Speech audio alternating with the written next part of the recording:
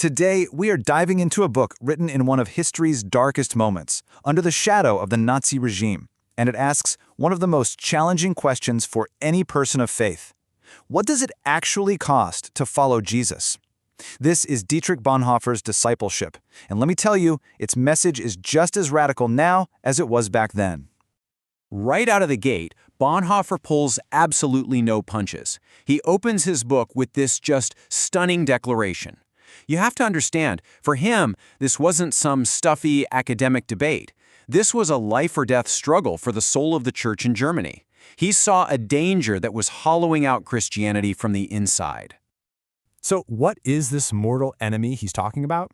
Well, Bonhoeffer gave it a name that's become famous: cheap grace. Let's really break down what he meant by that. I want you to picture grace being sold on a clearance rack. That's really the heart of the idea. It's forgiveness, as a kind of blanket policy that requires absolutely nothing from you in return. Bonhoeffer uses this really powerful image of an inexhaustible pantry where grace is just handed out, endlessly, no questions asked. It's a system, a doctrine, an idea that costs nothing, and because of that, in the end, it's totally worthless.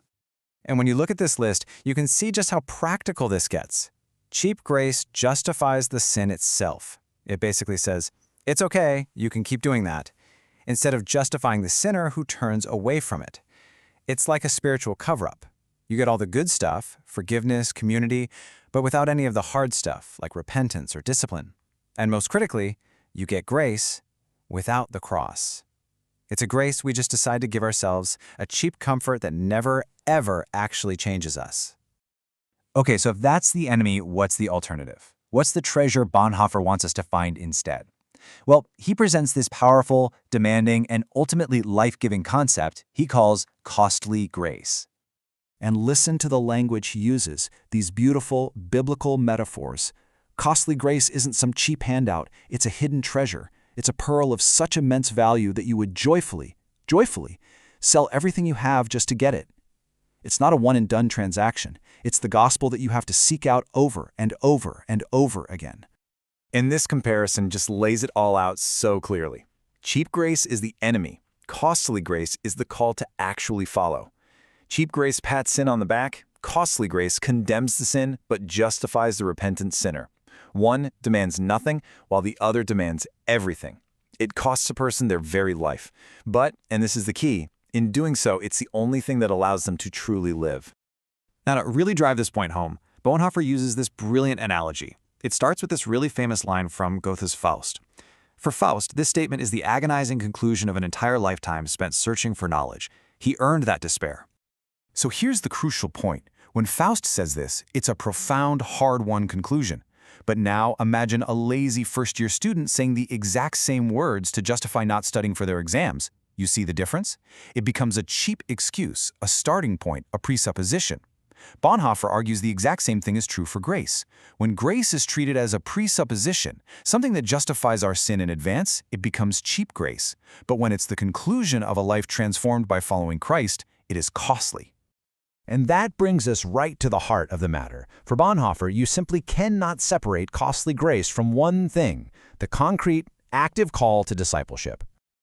Think about the story of Levi the tax collector. It's so abrupt, isn't it? There's no backstory, no psychological warm-up. It's just a call and then a response. Bonhoeffer zeroes in on this to show us what the call really looks like. The anatomy of this call is just simple and absolute. Jesus speaks with his unconditional authority. And the response isn't some verbal promise. It's a deed, an action. Levi just gets up and goes. He burns the bridges to his old life right then and there. Discipleship, Bonhoeffer says, is this kind of simple, immediate, total obedience. This all leads to one of Bonhoeffer's most challenging ideas. It's a paradox, really. The first half seems pretty straightforward. Only the believers obey. That makes sense, right? If you have true faith, it's naturally going to lead to action. But then Bonhoeffer flips the whole thing right on its head. He says only the obedient believe. What he's arguing is that you can't truly have faith until you take that first step of obedience. In a way, the action has to come before the feeling. So which is it?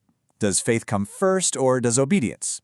For Bonhoeffer, even asking the question that way kind of misses the point. He says they're not a sequence, one then the other. Faith and obedience are a single, unified reality. You just can't have one without the other. Faith is only real faith when it's expressed in the act of obedience. And if you truly obey, if you really do follow, Bonhoeffer says there is one inevitable consequence. This leads us to what he calls the law of the cross.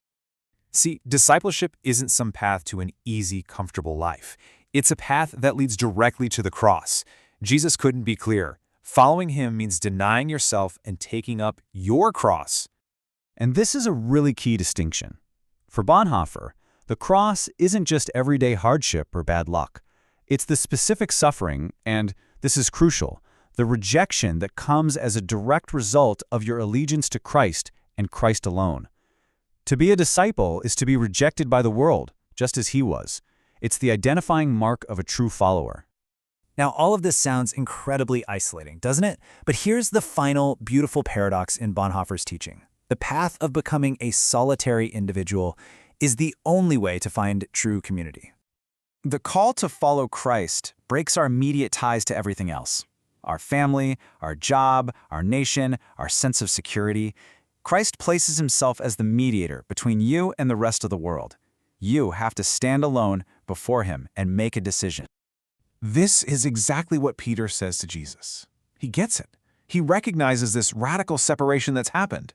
We've left it all behind. And Jesus responds with a promise that is just staggering. Jesus' response is just mind-blowing. He doesn't just promise to replace what they lost. He doesn't promise a small reward. No, he promises a 100-fold return. Those who leave everything behind find a new, richer community inside the church. New brothers, new sisters, new mothers.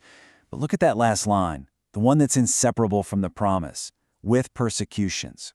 The new community is a community under the cross. The reward and the suffering, they're just two sides of the very same coin of costly grace. And that leaves us with a huge question for today, doesn't it?